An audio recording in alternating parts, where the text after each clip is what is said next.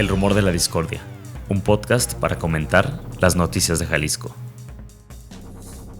Un rumor es una voz que corre entre el público o un ruido confuso de voces. Bienvenidas, bienvenidos al Rumor de la Discordia. Hoy lunes 25 de septiembre del 2023, Pepe Toral. ¿Qué onda? ¿Cómo estás, Ángel Melgoza? Qué gusto saludarte. Igual, con gusto de saludarte, que la semana pasada me equivoqué de día y luego me equivoqué de cargo yo le dije diputada a la senadora Delgadillo, pero bueno, a ver si ahora sí me corriges, Pepe. La verdad no la caché al vuelo, si no sí te decía. Oye, Pepe, pues vamos, si te parece, empezando, porque hay un montón de cosas para no alargarnos tanto. Ahora sí que yo creo que estás feliz, porque se va. Capsa. Da la noticia, ¿no? Bueno, ¿te sorprendió lo que anunció el alcalde Tapatío? Finalmente creo que se parecía mucho a lo que nos habías platicado aquí hace una semana. Sí, no, realmente, o sea, no sorprende, pues, no quiere decir que no pueda tener algo de positivo. Es, pues, que le han llamado el Ciapa de la basura, ¿no? Pero no si va a ser como el Ciapa puta, güey. No conviene. Digamos, no sé, bueno, lo hacen como para hacer un símil de que va a ser un organismo intermunicipal, ¿no? Pero no tiene ninguna conexión, digamos, con el CIAPA. De entrada solo lo estarían formando los 4 municipios que tienen al día de hoy el tema de la basura concesionado con la empresa Capsa: Guadalajara, Tonalá, Tlajomulco y El Salto. Faltarían otros 5 municipios del área metropolitana de Guadalajara, y yo creo que ese es uno de los puntos importantes que se tiene que revisar muy bien. Por ejemplo, en Zapopan está el basurero de Picachos, a donde actualmente se está llevando la mayor parte de la basura de la ciudad, y ese lo opera el gobierno de Zapopan, y este gobierno no estaría en el nuevo organismo. Entonces, a ver cómo se van a coordinar. Eso creo que es muy importante. El municipio de Tlaquepaque, de los más importantes también, no estaría dentro de este organismo, y Tlaquepaque manda su basura a Hazars, que también está en Zapopan, de hecho está pegadito a Picachos, y bueno, son 2 basureros que desde hace muchos años hay habitantes de los autodenominados pueblos de la Barranca del Río Santiago, ahí en Zapopan, como Ixcatán, como La Soledad. Son como 12 pueblitos que se han visto afectados desde hace años por estos 2 basureros en Zapopan. Entonces, si la apuesta, que eso parece ser, es de las declaraciones de Pablo Lemos, alcalde de Guadalajara, y de Sergio Chávez de Tonalá, que son quienes han hablado abiertamente sobre este tema, pues aparentemente se seguiría llevando la basura de la ciudad a estos basureros que están en Zapopan, y bueno, no se ha resuelto al 100% la contaminación que generan, especialmente del agua. Entonces, pues si los municipios que reciben, en este caso Zapopan recibe, pero también Tlaquepaque manda a esa zona su basura, no van a formar parte de este organismo, pues cómo va a ser la coordinación, ¿no? Entre municipios que sí están en el Ciabasura o como se vaya a llamar y los que no, ¿no? Entonces, bueno, eso creo que es un tema muy importante. El otro, evidentemente, es el tema de los basureros. Los que operaron con Capsa de forma desastrosa, si le van a quitar el contrato a Capsa, va a ser más difícil, si de por sí no lo están haciendo, obligar a la empresa que se haga responsable del desastre que causó en los Laureles y en Matatlán. Pues ya quitándole el contrato menos, ¿no? También queda pendientes tener el detalle, platicábamos la semana pasada, que aparentemente van a esperar a que termine el plazo de los contratos para simplemente no renovarlo y que no vaya a judicializarse, y por ahí Capsa con sus abogados y alguna otra táctica de presión, pues obligar a los municipios a que mantengan sus contratos. Pero si no va a ser así, ¿cómo tú vas a obligarle a que se haga responsable de sanear los Laureles, de limpiar Matatlán? De entrada, ya Guadalajara le metió 40 millones de pesos para limpiar Matatlán, cuando tú le pagaste ya a Capsa por haber hecho una buena gestión de la basura. No lo hizo, lo depositó en un sitio de forma irregular, sin permiso, sin medidas ambientales, y encima de que le pagaste, vas a ir y arreglarle el problema. O sea, yo creo que eso es muy importante, ¿no? Pues viene una buena noticia llena de muchos matices, y ojalá también que pues vayamos teniendo más información para ver cómo va a ser esa gestión y ese proceso, ¿no?, paulatino, en el que Capsa pues se tendrá que ir yendo. No va a ser de la noche a la mañana, pero bueno, a través de estos procesos y que se vayan cumpliendo los contratos, pues iremos viendo, Pepe.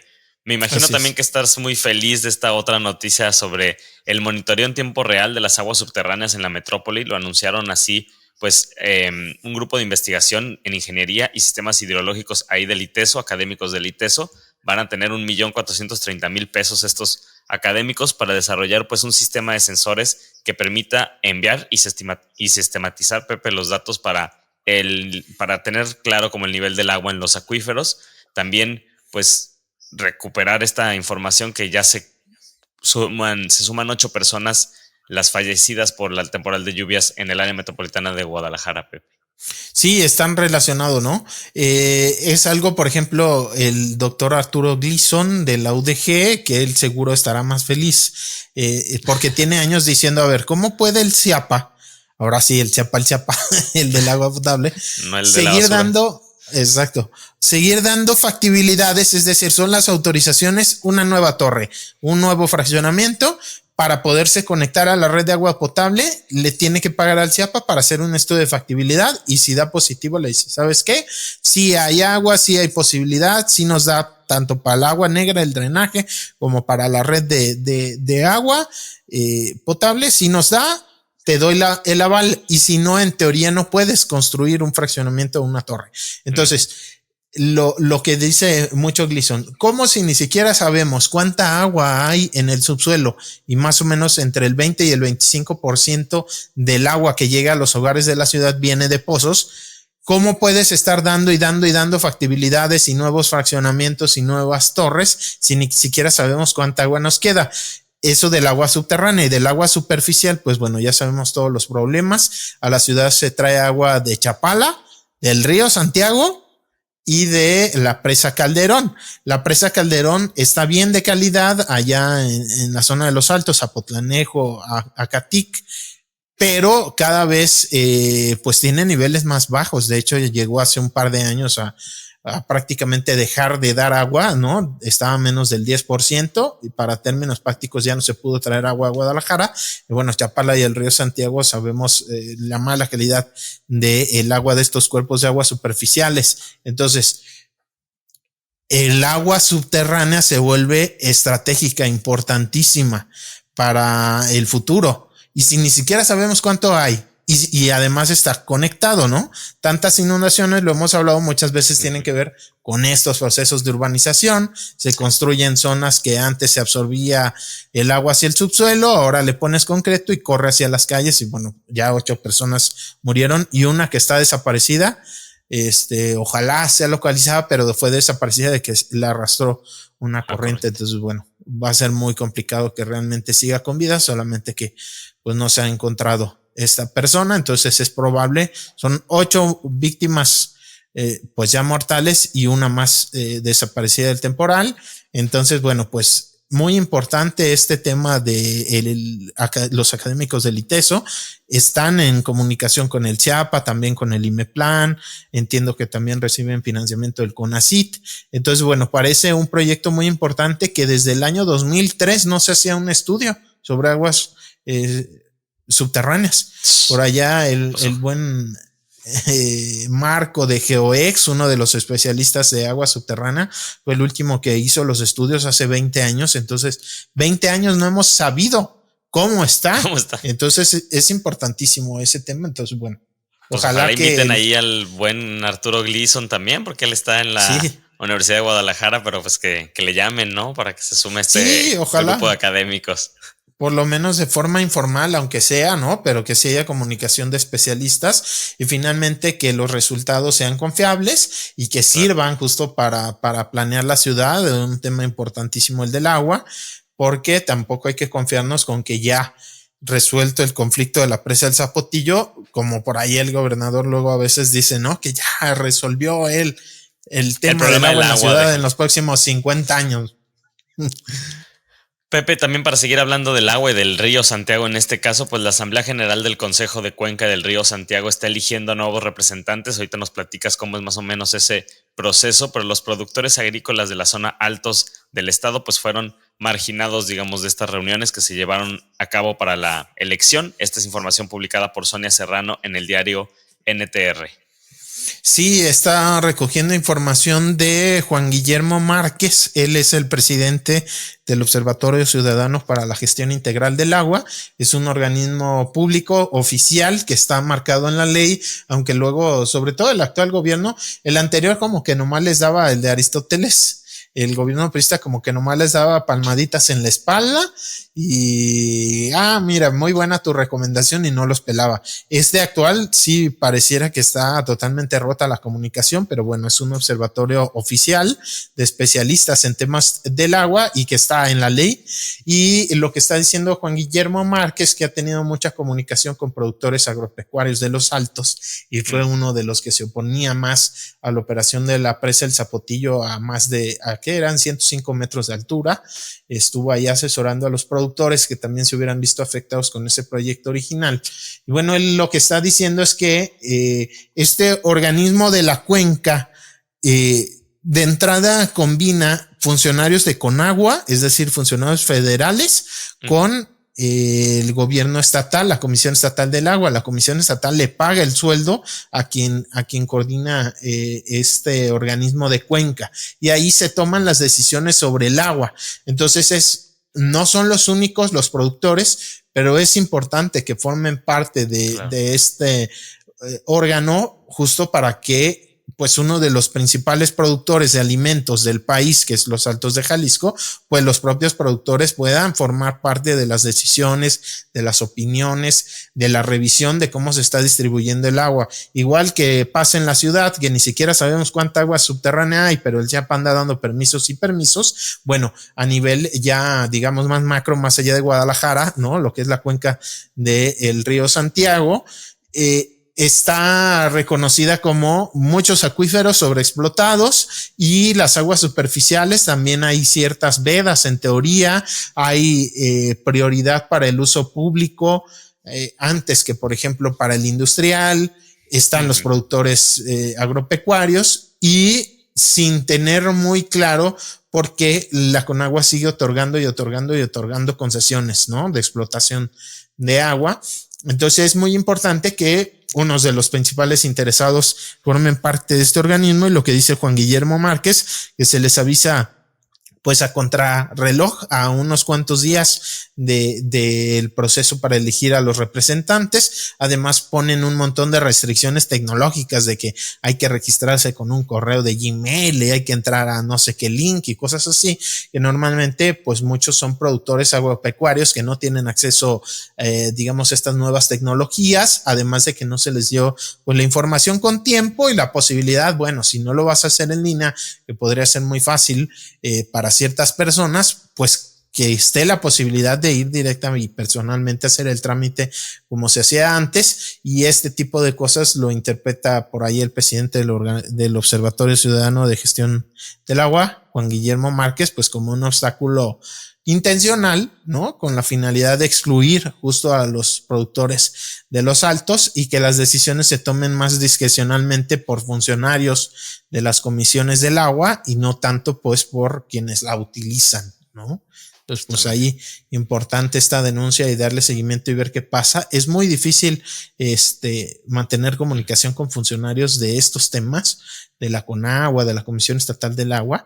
Entonces pues bueno, ojalá que este tipo de notas y visibilizarlo, hacerlo público, sirva pues para meter presión y que se abran justo a rendir cuentas. Las puertas. Pepe, pues en un caso también vamos a cambiar un poco de tema, pues muy difícil, fue reportada como desaparecida desde finales de agosto, el caso del asesinato pues de la niña de 3 años, Kailani Guadalupe. Me parece a mí que no solo es estremecedor, sino pues que nos pone en este 2023 a Jalisco, en el estado con más casos de feminicidios de niñas y adolescentes en el país. Pepe, 7 casos se registran ya hasta el día de hoy. Recordemos que Kailani había sido reportada como desaparecida a finales de agosto, cuando le fue arrebatada de los brazos a su mamá, quien padece esquizofrenia y que también estuvo un par de días perdida por el centro de Guadalajara. A principios de septiembre las autoridades realizaron un cateo donde encontraron restos humanos. Hasta el 13 de septiembre se confirma que eran los restos de Kailani, y también anuncian la detención de la entonces pareja de la madre un hombre llamado José Guadalupe, que ya también fue vinculado a proceso y que se le acusa de haber sustraído y asesinado a Kailani Guadalupe. Pepe, pues con información también ahí de Nancy Ángel, importante este dato de el registro histórico, ¿no?, de feminicidios, y que Jalisco pues se pondría lamentablemente pues a la cabeza con estas cifras. Sí, un reportaje muy interesante por ahí de Nancy Ángel de NTR que se publica en la semana y que justo, ¿no? O sea, en el gobierno del estado se resalta una baja en los feminicidios, pero Nancy revisa justo de menores de edad, ¿no? Y allí es en donde Jalisco aparece ni más ni menos como el primer lugar a nivel nacional. Creo que hay un montón de aristas, recordemos estas desafortunadas declaraciones de Enrique Alfaro, que ha hecho diciendo respecto a los feminicidios, que no se puede poner un policía en cada hogar y que es pues algo que es un problema, pues podríamos decir privado, en donde el gobierno no puede hacer mucho, no puede evitar un feminicidio. Pero más allá, creo que eso no es lo que se exige al gobierno, sino políticas de prevención. Y creo que ahí hay un montón de temas que trabajar, desde el tema de la maternidad. Alguna vez lo platicamos aquí, por ejemplo, con la mamá cósmica, Andy Hernández. Así Hernández. Es, Hernández Camacho. Hernández Camacho, que la tuvimos el año pasado, una entrevista muy interesante de cómo se romantiza el papel de las madres, y creo que eso desde políticas públicas muy poco también se ha trabajado, justo no nada más para dar apoyos, para crear sistemas de cuidados, que las madres solteras que no tienen posibilidad de cuidar a sus hijos, a sus hijas, puedan acudir a servicios públicos de cuidados, ¿no? No nada más de hijos, hijas, ¿no? También de personas mayores, de personas con discapacidad.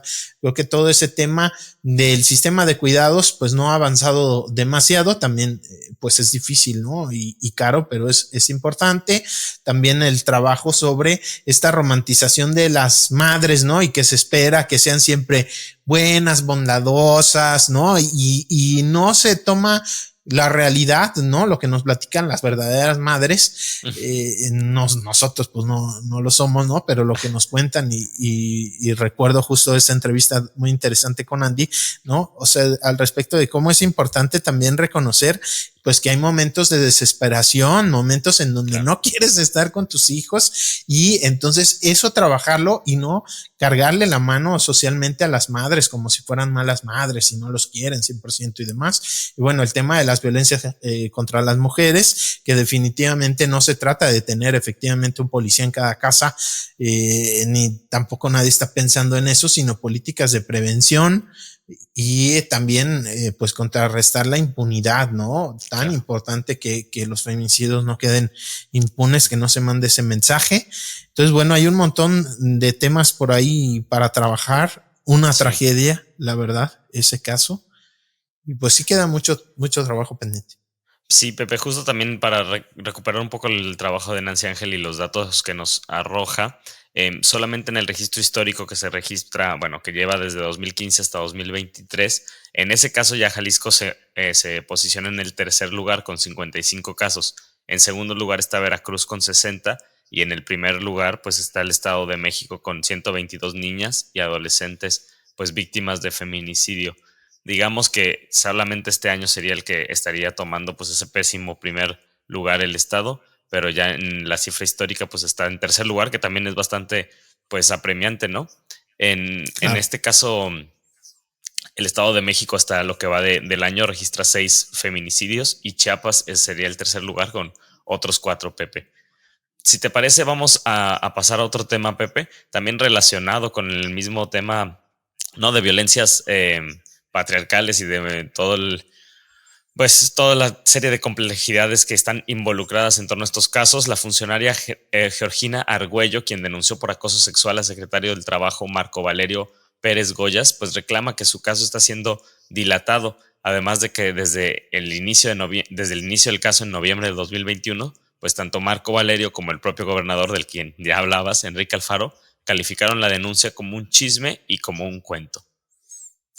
Sí, un caso tremendo. Yo en su momento entrevisté a Gina, hemos seguido en contacto, no tan cercano, pero bueno, ahí estamos en contacto. Ella pues se ha tenido que acercar a otras mujeres que también han sido víctimas de violencia, sobre todo de funcionarios públicos, porque si de por sí es difícil que las mujeres reciban una atención oportuna, completa, integral en el Centro de Justicia para las Mujeres, ¿no? Es muy tardado que avancen sus casos, lleno de revictimización, pues cuando se trata de funcionarios públicos es todavía más difícil, sobre todo si tienen una relación de poder como la de este secretario del Trabajo, Marco Valerio, que es muy cercano a Alfaro, son amigos desde hace muchos años. Él ha acompañado a Enrique Alfaro pues prácticamente desde antes de ser gobernador en sus trabajos, en sus gobiernos municipales, lo viene acompañando de muchos años, se anda candidateando según él para ser alcalde de Guadalajara, mientras tiene este caso no tan fuerte en donde hostigó, de acuerdo con Gina, pues la estuvo hostigando sexualmente, presionándola, siendo su jefe, su superior jerárquico, para que accediera a irse de viaje con él, a Vallarta y otro tipo de presiones. Y pues a partir de que ella denuncia, pues unas repercusiones en su trabajo muy, muy fuertes. Se tuvo que mover de lugar, ya no está en la Secretaría del Trabajo, ella tiene base y eso también ha permitido pues no perder el trabajo, pero tampoco quiere decir que haya sido sencillo o fácil estando dentro del gobierno, pues tener este tema, ¿no? De la denuncia penal en contra de su agresor, que viene siendo pues un funcionario de muy alto nivel en el gobierno de Jalisco, y pues el caso no avanza y ella justamente ve junto con otras mujeres que han sido víctimas de casos similares, donde sus agresores son funcionarios, pues que es más difícil que avance, se dilata, ¿no? Las investigaciones, los peritajes, se minimiza, y pues cuando el discurso es directamente del gobernador o el secretario del Trabajo descalificando, ¿no? Diciendo que es un cuento, diciendo que son mitos y mitotes. A mí así me lo dijo con esas palabras Marco Valerio cuando yo lo entrevisté, cuando tenía una orden de restricción, así fue como supimos esa información, se filtró, se difundió esta orden de restricción para que no se le acercara justo a Georgina, y cuando yo lo entrevisté así fue la respuesta. Esos son mitos y mitotes, poca cosa más, y no tuvo más declaración al respecto. Y luego el gobernador lo respalda. Yo digo, del funcionario, pues también, ¿qué podíamos esperar que dijera? Pero del gobernador ni siquiera una declaración de esas vamos a investigar, ¿no? Estamos en ello, exacto, y ya, ¿no? Se van a deslindar responsabilidades, ¿no? O sea, ni siquiera eso. O sea, dice, esos son puros cuentos. Esa fue la declaración del gobernador en su momento. Y bueno, claro, pues ahora Georgina, cuando ve que este señor se anda queriendo, pues, anunciando, ¿no? Abiertamente diciendo que quiere ser alcalde de Guadalajara, pues dice, bueno, y mientras tanto, el proceso penal en su contra se sigue dilatando, y pues son solo uno de esos ejemplos en donde, pues justamente, pues habla de la falta de justicia para las mujeres que son violentadas en el Estado. Pepe, vamos a pasar a este tema que yo sé que va a ser de mucho interés. Ya ha sido muy compartido en redes sociales, ha llegado muy lejos este artículo de la revista Science, pues publicado justo el jueves. Los investigadores Rafael Prieto, Jean María Campedelli y el recientemente fallecido Alejandro Ope, pues son los autores de este trabajo en el que llegan, digamos, a uno de las cifras, de los datos más sonados de este trabajo, pues que se estima que los llamados cárteles de la droga habrían tenido en 2022 un total de 175,000 integrantes, y que esto pues convertiría a estos grupos criminales en el quinto empleador de México. Yo le pongo entre comillas eso del quinto empleador de México, pero bueno, importante este trabajo, Pepe. Vamos a ver por dónde quieres comenzar a platicar sobre él. Bueno, quizás pues explicar un poco cómo está hecho. Digamos, es un trabajo de estimaciones a partir de ciertas variables que detectan o que establecen estos académicos, si no me equivoco, se basan en información primero oficial de personas detenidas, de personas asesinadas y personas desaparecidas, ¿no? Y a partir de ahí se va modelando pues tal cual una fórmula matemática para sacar un estimado de la población de estos cárteles, pero sobre todo el reclutamiento, ¿no? Y claro, esto se vincula con el tema de, pues los cárteles, ¿no? ¿Cuántos son? Si ellos estiman 150 cárteles, más o menos, a partir de una sistematización de notas. Sí, yo entiendo que esa información viene del programa de política de drogas que tiene el CIDE, que llegan a esa cifra de 150 grupos en 2020. También importante decir, por ejemplo, Pepe, aquí estoy citando el trabajo de los académicos, dicen la naturaleza secreta de las acciones de los cárteles, así como la insuficiente cantidad de información disponible para mapearlas, los hace conceptualmente similares a cajas negras, de las cuales solo podemos extrapolar indicadores imperfectos de actividad, usando, por ejemplo, el número, como decías, el número diario de homicidios o el número de encarcelamientos relacionados con drogas ocurridos en el país. Pones esos dos ejemplos y a partir de estos datos pues van llegando a estas cifras, Pepe. Sí, van modelando y sobre todo creo que las conclusiones son interesantes. Digamos, ahorita podemos detallar un poco de las cifras, ¿no? Los estimados y demás, pero creo que las conclusiones son muy importantes, en donde están hablando de que solamente encarcelar no va a reducir los niveles de violencia, no va a reducir los homicidios, no va a reducir los niveles de desaparición que van al alza desde el año 2012, que es cuando empiezan su análisis para acá, van al alza los homicidios. Cómo crece en el grupo de integrantes en estos grupos criminales, ¿no?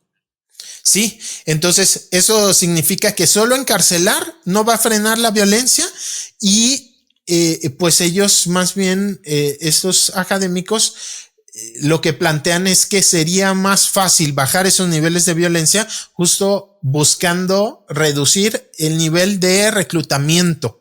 ¿Por qué? Porque la población en México ha crecido a un nivel mucho más lento que el crecimiento de reclutamiento en los cárteles. ¿Por qué? Pues porque muchas de las personas que se suman a las filas de estos grupos del crimen organizado terminan siendo asesinadas, desaparecidas o encarceladas. Entonces hablan de cómo tienen que estar renovando, por así decirlo, las personas, y esto no lo mencionan directamente, pero yo sí lo ligaría con pues estos temas que platicamos con Alejandra Guillén, ¿no? De justo estaba pensando forzado en esa entrevista de Ale, ¿no? Porque ella preguntaba justo esto, como, bueno, ¿y para qué quieren, para qué hacen estas desapariciones? ¿Cuánta gente se necesita? Y esto un poco pues da luz también como sobre esa necesidad que tienen estos grupos criminales de estar reclutando esa cantidad de gente para las operaciones que mantienen, ¿no?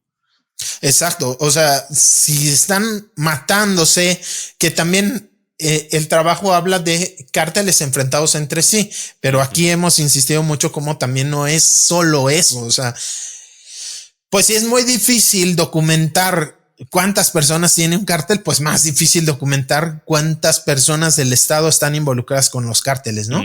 Digamos, eso cuantificarlo está muy difícil en cifras, pero digamos que hay suficientes elementos para afirmar, y aquí lo hemos platicado y discutido con personas que saben más que tú y yo sobre el tema, como pues en realidad la fuerza de estos grupos organizados y que van más allá de México, que son transnacionales, y el trabajo, eso sí lo remarco un montón, como ya no nada más son cárteles de la droga, como se han metido en un montón de temas de extorsión, de secuestro, pero también de producción agropecuaria, minería, lavado de dinero y demás.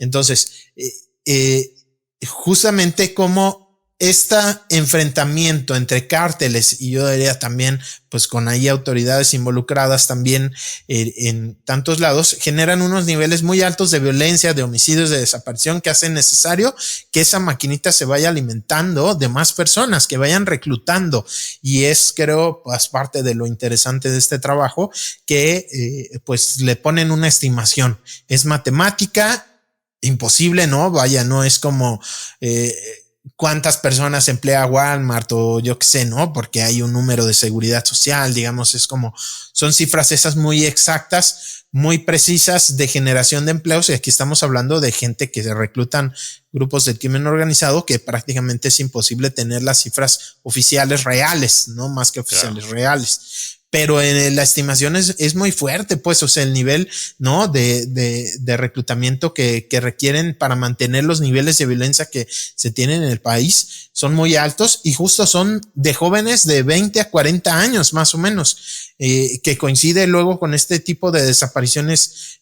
pues, grupales, colectivas, ¿no? O los campamentos que sean, digamos, las personas que se han podido rescatar en este tipo de campamentos. Sí, o solo con la edad promedio de las jóvenes que, bueno, de las personas que desaparecen, ¿no? Se puede confirmar incluso ese tipo de datos. Decían esto de que es el quinto empleador, yo lo digo que entre comillas porque, por ejemplo, la cadena Oxxo emplea 168,000 personas, la panadería, el Pan Bimbo emplea 138,000 personas, Pemex, Petróleos Mexicanos, a 124,000 personas, y pues ellos decían como que 175,000 personas, pues ahí se estaría colocando. Yo también lo digo así como que entre comillas porque ellos mismos pues aclaran que estos 175,000 personas a las que estiman forman parte de los grupos criminales, pues son todos los grupos criminales, ¿no? Esos 150 grupos criminales. Bueno, también dicen que el 50% de esos 175,000 pues pertenecerían a los 10 grupos más conocidos. Ahí ya podríamos hacer toda la listita de nombres que no sabemos, pero bueno, más o menos. Yo también, una cosa que pensé a partir de este trabajo fue como, oye, ¿y cuántas personas tiene el ejército mexicano, no? Porque no se menciona, bueno, supongo que por la naturaleza propia del trabajo, pues no se hace una comparación, pero el ejército y Fuerza Aérea mexicanos, estaba revisando, tienen 165,000 integrantes. Además se le suman la Marina con 51,000 y la Guardia Nacional que tiene otros 100,000. Entonces estamos hablando que las fuerzas federales, o sea, ya del ejército, son 317,000 personas, Pepe, pues estarían dobleteando la cantidad de personas que forman parte del crimen organizado. En teoría, ¿no? Porque, en teoría. Por lo que decimos. Esas sí son cifras, digamos, las del ejército, ¿no? Las del ejército pero, son cifras ejemplo, oficiales, sí. Claro. Que yo, por ejemplo, o sea, aquí lo pondría. No todo el ejército ni toda la Guardia Nacional está enfocada a combatir a crimen organizado, ¿no? O sea, hay un montón de temas desde, pues, quienes se encargan de los nuevos desarrollos turísticos, sí. O yo ahora que fui a las Islas Marías, allá con ellos, ¿no? Personal de la Marina, ¿no? Quien meserea, quien te da los tours, quien atiende los museos y estas zonas, pues son elementos militares. Sí, o seguridad portuaria, aeropuertos, etcétera, sí. DN3, ¿no? Desastres naturales y todo este tema. Claro. Eso es un lado, ¿no? Y lo otro es esto que dices, a ver, están hablando de 150 grupos. Sí, hay unos muy grandes y muy conocidos, pero hay un montón que son chiquitos, locales, y que de hecho decían, pues de ellos es más difícil tener información y aparentemente no tienen tantos conflictos con otros grupos justo porque son muy pequeños y muy locales y no generan aparentemente tanta violencia, pero sí forman parte, ¿no? De esta maquinaria de muerte. Por ejemplo, del Cártel Jalisco Nueva Generación, estiman alrededor de 19,000 personas. Es muchísimo. O sea, es. Ahí tienes, si no son tantas. Gente. No, bueno, o sea, es un ejército. No del tamaño que sea de México, pero debe de haber países menores que de ese tamaño es su ejército, ¿no? Y hablaban de que alrededor de 17 estados tendrían confrontación con otros, más que presencia han de tener, yo creo que en todos, quizás muy pequeña en algunos, pero, o sea, más allá de presencia, violencia, pues, ¿no? O sea, enfrentamientos, asesinatos, homicidios, narcomantas, o sea, generar violencia para la sociedad, por lo menos en 17 estados ellos encontraron evidencias de solamente el Cártel Jalisco, ¿no? Entonces, creo que es pues una cifra muy fuerte. Claro, pues luego en los medios nos vamos por lo más escandaloso, ¿no? Y el quinto empleador más grande. Pero bueno, claro, más allá de ese detalle, digamos, desmenuzándolo un poco, creo que sí son pues cifras que hay que tomar con reserva, pero no por ello. Creo que es muy importante ponerles atención justo del nivel de fuerza que tienen estas organizaciones y cómo están requiriendo gente, reclutar. Y lo más, bueno, a mí me resulta lo más importante también siendo un artículo pues con base científica, ¿no? Con su metodología y que le podamos entrar y revisar y que lo podamos también criticar, que eso es buenísimo. Pero importante la conclusión también, bueno, parte de los resultados a los que llegan, que ya lo venías diciendo, que es, no conviene tanto la técnica de ir con más policías, de hacer las detenciones, sino que aplicar, pues ahí lo mencionaban como un tipo de estrategia preventiva, ¿no? Incluso de cómo ir reduciendo los números de participantes o de integrantes de este tipo de organizaciones, que por un lado probablemente o muy probablemente vendría también a reducir el número de desapariciones, pues que ya es una crisis, como sabemos, la principal crisis de seguridad en nuestro país. Sí, es parte de las conclusiones, ¿no? Que ellos estiman que solamente con detenciones los niveles de violencia iban a tardar muchísimos años en poderse reducir, que eso es la prioridad para los autores y creo que también para la sociedad, ¿no? Los niveles de violencia, más allá de que se castigue a los culpables y así, a ver, lo principal, ¿no? Los niveles de violencia tan altos hay que bajarlos y proponían estrategias para prevenir todo este reclutamiento, ¿no? Todas estas, pues sobre todo jóvenes que están siendo atraídos hacia los grupos del crimen organizado y justo pues enfocarse en prevenir, darles oportunidades a los jóvenes, ¿no? Darles otras vías, digamos, evitar que sea tan sencillo el llevarlos a ser integrantes de estos grupos del crimen organizado. Eso ayudaría a bajar pues de forma más efectiva los niveles de violencia, que obviamente pues son temas muy complejos, no hay una sola solución, ¿no? Ni tampoco va a ser rápida, pero creo que sirve mucho este tipo de trabajos para discutir, ¿no? Para analizar y para conocer en qué situación nos encontramos. Claro, pues ahí está el artículo, quien quiera se puede acercar a él en la revista Science.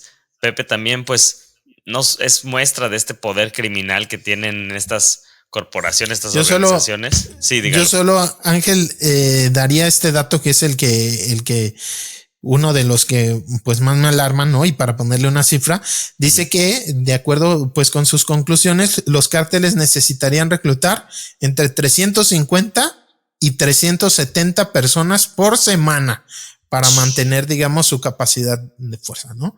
350, 370 a la semana en todo el país, los 150 grupos, pero son cientos de jóvenes que cada semana están siendo atraídos, algunos obligados, otros convencidos, otros mitad y mitad, pero pues toda esta maquinaria de violencia, de muerte, pues no podría funcionar justamente sin ese reclutamiento de nuevos elementos. ¿En cuánto andarán las cifras de personas desaparecidas al día en el país? Híjole, no sé. Hay que revisarlo. No si alguien nos escucha, lo vamos a revisar. Oye, también, pues el caso a lo que me refería era pues las cancelaciones que anuncia finalmente Peso Pluma, el artista que fue pues amenazado de muerte, ¿no? De si se presentaba allá en Tijuana por el llamado Cártel Jalisco Nueva Generación, al menos así aparecieron en estas narcomantas, en estas mantas con los mensajes para que no se presentara. Y no solamente pues se cancela el concierto de Tijuana, sino que también se lleva pues casi la gira que estaba preparando Peso Pluma. Tampoco va a estar en Culiacán, ni en León, ni en Querétaro, ni en Puebla, ni en Acapulco, Pepe. Dijo por ahí Juan José Frangel, alcalde de Zapopan, que en Zapopan aparentemente sí se va a presentar en uno de estos días. Ese es el logro de Zapopan. Pues es justo eso, ¿no? O sea, como los niveles de violencia pues trastocan cualquier arista, ¿no? De Peso Pluma pues es escandaloso, es de los artistas más llamativos del año y todo, pues que tenga que cancelar conciertos después de estas amenazas, pero creo que es solo una muestra de cómo pues la violencia y el crimen permea prácticamente pues cualquier sector de la población y cualquier tipo de manifestación no nomás cultural, económica, social. Pepe, también en temas de narcotráfico, pues dieron formal prisión a este señor Ramiro Pozas González, mejor conocido quizás como el Molca, quien participaba junto con Nemesio Ceguera, el Mencho, en el grupo criminal llamado antes Cártel del Milenio, que se desarticuló cuando sus líderes Oscar Orlando Nava e Ignacio Coronel, pues fueron detenidos y asesinados respectivamente. Pues ahora se anuncia, Pepe, que va a formar prisión este señor El Molca. Sí, son temas de hace muchos años, pero que nos explican justo cómo esta estrategia, por ejemplo, a Nacho Coronel lo mataron acá en Colinas de San Javier en el gobierno de Felipe Calderón, que es como el que destapa toda esta estrategia contra el crimen de fuego contra fuego, ¿no? Y creo que es muestra de, pues que, insistir, esa no puede ser la única estrategia, ni siquiera nos ha convenido, pues, ¿no? Y bueno, nos ayuda a remontar cómo llegamos hasta aquí.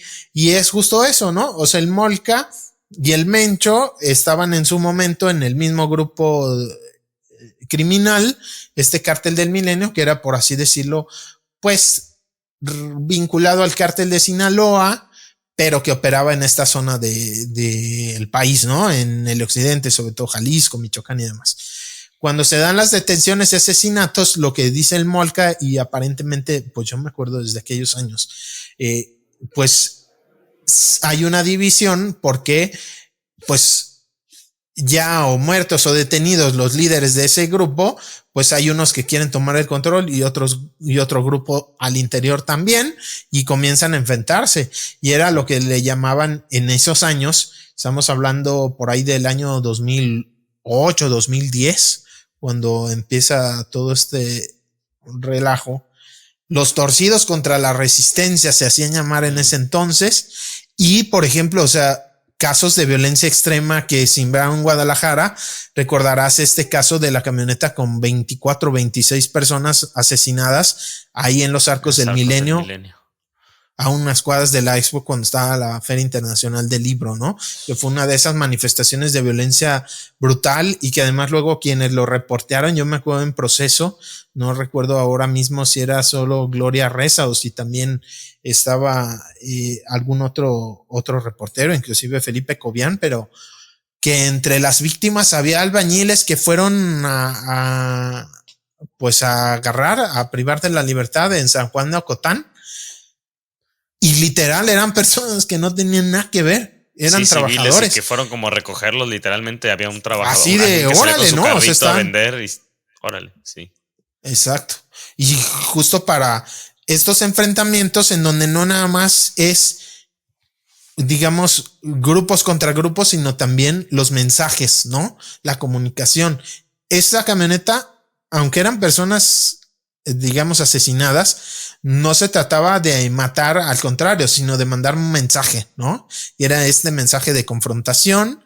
También algo que ocurrió muy similar en Veracruz, justo cuando en Boca del Río, si no me equivoco, decenas de cuerpos igual, ¿no? Arrojados, y era parte de lo que era un grupo, descabezas, por así decirlo, a los líderes, y pues como las facciones empiezan a pelear el poder.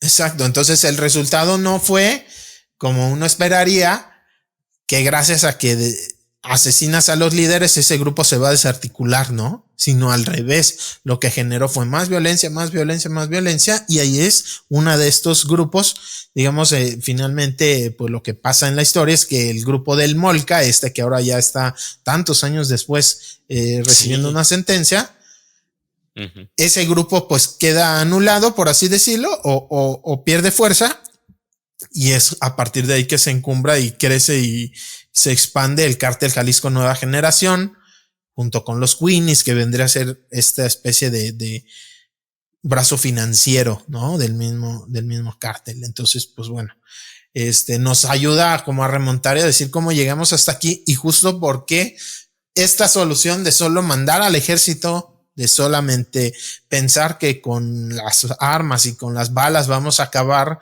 con un tema tan complejo, pues no ha funcionado y se tienen que buscar otras estrategias, justo pues porque ya se ha probado y ahí están las cifras de homicidios, van en aumento, de desaparecidos van en aumento, y entonces ¿hasta cuándo vamos a mantener esa estrategia? Pues mira, dándole hoteles y dándole más obra pública al ejército, no va a ser por ahí, Pepe. Oye, también comentar, y justo hablando ya de el gobierno federal, de esta pues detención que hizo la la empresa ferroviaria Ferromex, que detiene sus 60 trenes que circulaban hacia el norte del país por, entre comillas, un severo riesgo, decían ellos, que representa para las personas migrantes el uso de estos trenes como vía de transporte. Hablando de ese tema, la periodista Mariana Quintero para Mural habló en Guadalajara con el director de FM4 Paso Libre, Luis Enrique González, quien le dijo pues que esta acción viene directamente del gobierno federal y la empresa concesionaria pues realmente no está preocupada por la seguridad de las personas, sino que está acatando órdenes, Pepe. Sí, y pues se ve el tema de la migración como un tema de inseguridad, ¿no? Y no como un problema humanitario tan cargado que están de pues prejuicios, de clasismo, ¿no? De rechazo a las personas de otros países, de personas pobres. Y pues lamentablemente este tipo de acciones no van a frenar a las personas que están buscando una vida mejor, ya sea en nuestro país o en Estados Unidos sobre todo, o incluso Canadá. No las va a frenar, solo va a hacer su camino aún más difícil, a exponerles más a las redes de tráfico de personas, a los grupos del crimen organizado, a que sean víctimas de extorsión, de violaciones. Esto de contener, pues no es la solución. Y lo único que hace es pues poner en mayor riesgo y mayor inseguridad a las personas. O sea, sí. Es una decisión muy, muy lamentable, ¿no? Y quizás son presiones también que vienen desde Estados Unidos, ¿no? En Estados Unidos se estaba hablando de esta crisis migratoria, se ha estado presionando también al presidente Joe Biden para que tome algunas acciones. Quién sabe hasta qué punto, difícil de comprobarlo, pero bueno, si viene esta acción también de parte de Andrés Manuel López Obrador, pues no creo que sea gratuito, sino que también pues claro, viene en este contexto geopolítico. Sí, cuando empezó el gobierno de Andrés Manuel López Obrador, yo me acuerdo que estaba el discurso pues muy de avanzada en el tema migratorio, en donde se les iba a dar una especie de pues pase de tránsito que les iba a permitir tener una tipo CURP y por tanto que niños, niñas que vienen pues con sus familias atravesando México pudieran tener acceso a la educación, que las personas pudieran tener acceso a la salud, digamos, algo de muy avanzado, que es lo que debería de pasar. O sea, estas no son crisis de inseguridad, ni un tema de que hay tantas personas, sobre todo de Centroamérica, ¿no? Nos van a quitar el trabajo. Nos van a hacer las ciudades más inseguras, no, es una crisis humanitaria, es gente que viene huyendo de la violencia, de la pobreza y que justamente lo que necesitamos es hacerles el camino, si es su decisión caminar, transitar, pues hacérselo más fácil y también darles posibilidades de que se queden aquí en México o buscar su destino en otro lugar.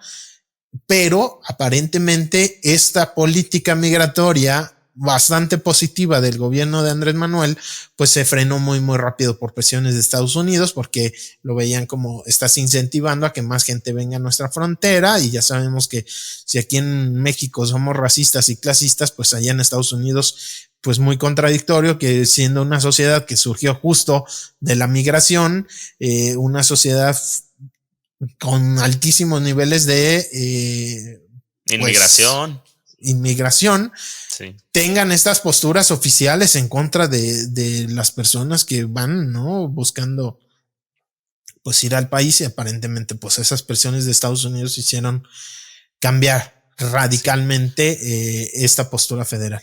Complejísimo, pues también lo vemos en nuestra ciudad y lo vemos en nuestra propia sociedad. Nosotros también acostumbrados a que el tema de Guadalajara pues sea como de paso, ¿no? Pero bueno, vamos a estar pronto también discutiendo, hablando más de este tema, Pepe, y invitarles a que escuchen el programa también que vamos a preparar para este jueves. Así es. Sí, pues sí, creo que vale la pena, ¿no? Es un tema muy complejo y pues irle escarbando más allá de solo un análisis coyuntural. Exacto. Pepe, también, bueno, vamos a dos casos más, también en temas de corrupción y ahí de enfrentamientos.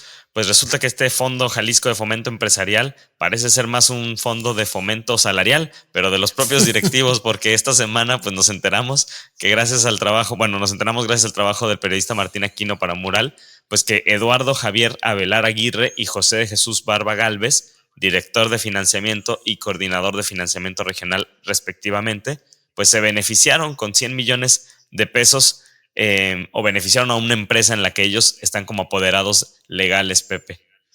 Sí, o sea, se autodieron un préstamo y ese recurso, hasta donde entiendo, no se ha recuperado, que es lo más grave, exacto, digamos. Ya muy grave tú a apoyarte a ti mismo, ¿no? O a la empresa de la cual eres apoderado, pero pues ese dinero se perdió, o sea, al final terminó siendo... Oye, pero ni le escondieron ahí con los nombres y todo, otros ahí meten a terceros, ¿no?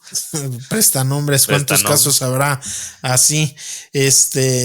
Pues sí, ya no forman parte del Fondo Jalisco. Esto lo encontró por ahí Martín Aquino, digamos, lo había hecho público la Contraloría del Estado, si no me equivoco. Así es. Y ya, pues lo que él hace es, digamos, difundirlo, ¿no? Claro. Que se sepa.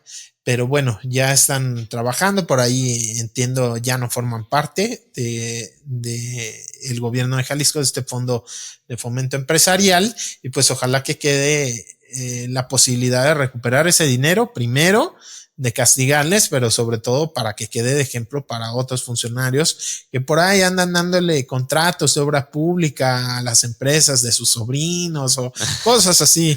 De esas raras que pasan por ahí. Que pasan muy comúnmente, ¿no? En los gobiernos de Jalisco y del Salto y de Tonalá y no me acuerdo de dónde más. ¿De dónde más?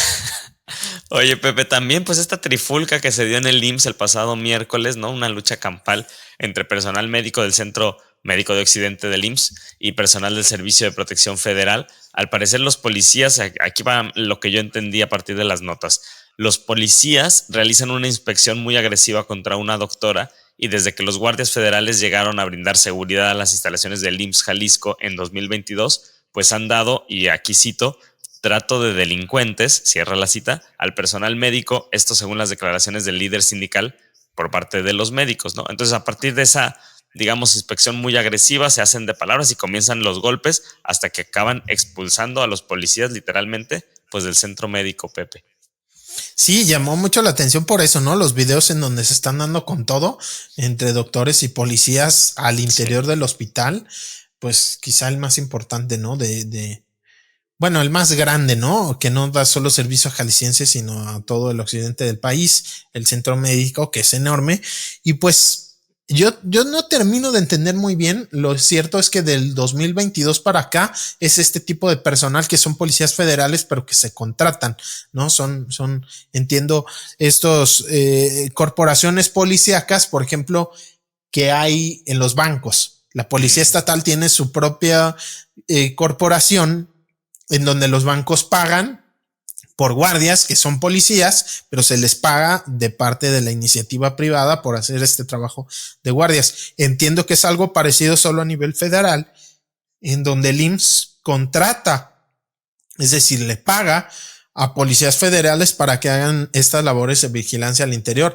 Pero algo pasó que es muy reciente, yo me imagino que antes eran guardias de seguridad privada, no elementos, digamos, federales, y que con este cambio algo pasó porque no fue solo ese caso, digamos, ese caso yo entiendo que fue, como dice el dicho, ¿no? La gota que derramó el vaso, o sea, ya había una relación muy, muy tensa, muchos conflictos entre el personal médico y esos policías, y cuando tratan tan mal a la enfermera es algo así como ya hasta aquí, y pues se caldean los ánimos, se empiezan a gritar cosas y eso hace que suba el nivel de violencia hasta llegar a los guamazos. Pues ojalá se ponga atención. Yo he oído un montón de rumores y así, nada como que me termine de convencer si realmente será eso o no, pero definitivamente hay algo, pues, ¿no? O sea, llegar ya a los golpes en medio de un hospital no es normal, algo está ocurriendo y ojalá que ese escándalo, sobre todo pues por la viralización de los videos, sirva para revisar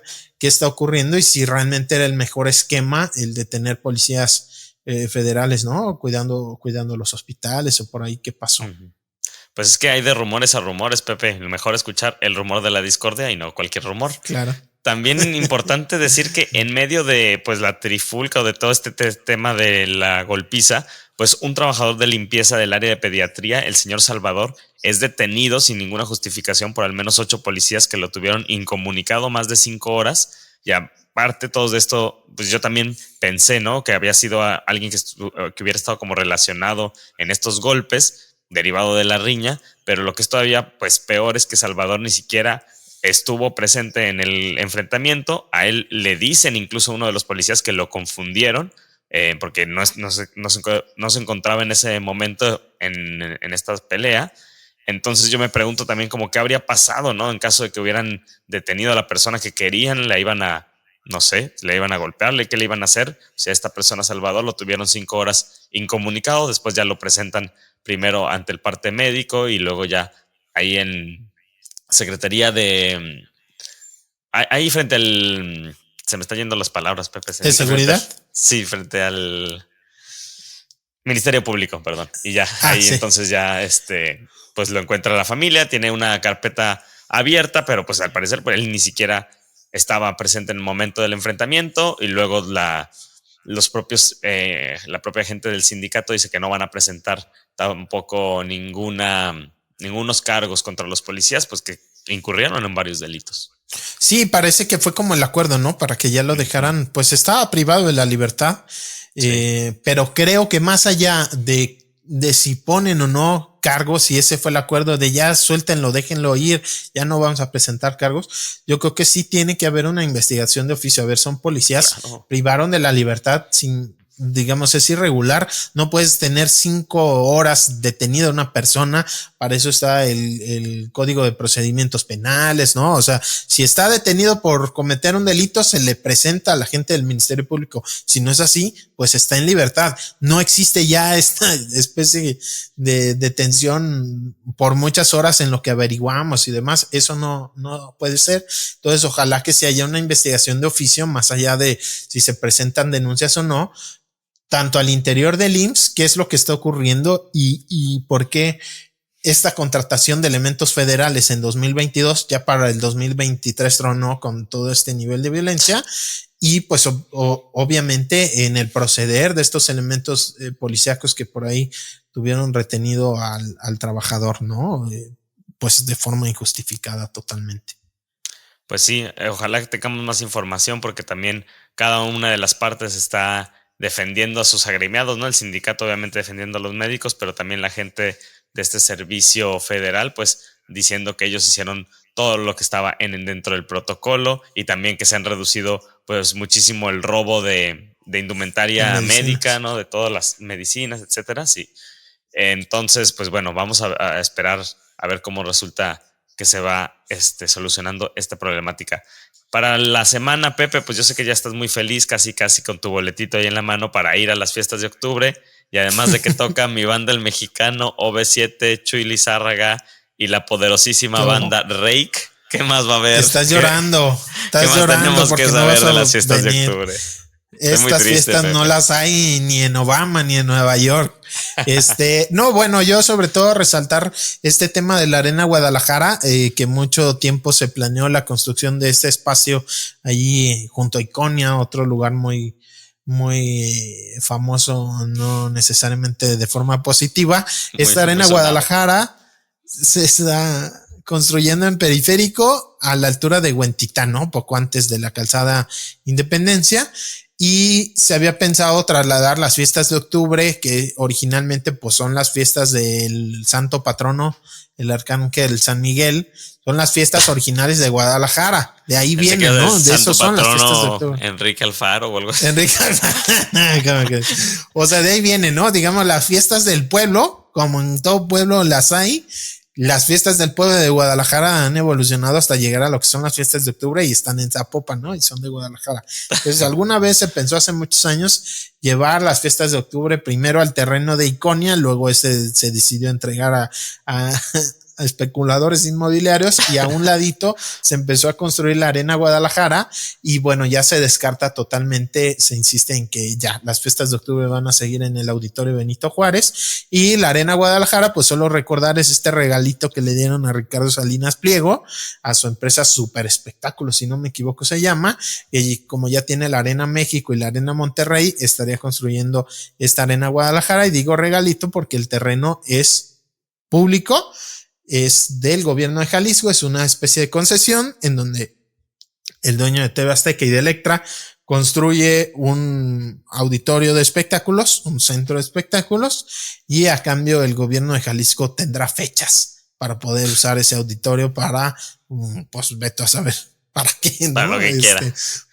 Ajá, para entregar ahí unos diplomas o no sé, la filarmónica o no sé, pero bueno, pues fue un negocio bastante redituable para el Salinas Pliego, un terreno pues conectado en periférico y que además ya había vencido, tenía según el contrato, la concesión original, el contrato original debía de haberlo acabado en 2019, si no me equivoco, es 2023 si no lo ha terminado y pues no se lo han quitado, ¿no? Se lo van a respetar. Entonces, bueno, pues se descarta, las fiestas de octubre siguen allá en el auditorio Benito Juárez y pues te la vas a perder. Pues mira, duran mucho, duran hasta noviembre estas fiestas de octubre y empiezan en septiembre, entonces yo creo que igual y hay chance por ahí todavía, Pepe. Bueno, ¿algún tema que te gustaría que sigamos, que tengamos que estar atentas esta semana? Bueno, solo en la semana decir que desde febrero, el IMEPLAN, el Instituto para la Gestión del Desarrollo y la Planeación del Área Metropolitana, ya ni me acuerdo cómo se llama, ¿no? El IMEPLAN tenía el pendiente de sacar un diagnóstico de la basura y aparentemente por fin ya esta semana va a salir y es parte de este debate del mentado cepa de la basura. Entonces, bueno, vamos viendo si por fin cumple el IMEPLAN. Sí. Y que vendría a tener como un balance de cuántas estaciones de transferencia se necesitan y sobre todo lo más delicado, que yo alguna vez pensé que eso iba a sacar el mentado anuncio de Lemos, iba a ser el nuevo basurero. Y yo creo que ya no tiene que haber nuevos basureros, sino nuevos modelos de gestión de la basura que no implique enterrar la basura en un lugar. Pero bueno, a ver finalmente si sale en la semana ese show y pues qué se decide. O implementar ya la separación de basura que desde hace tiempo debería estar operando. Más de 10 años, sí. 10 añitos, pues ¿qué son 10 años, Pepe? Más. Pues muchísimas gracias, Pepe.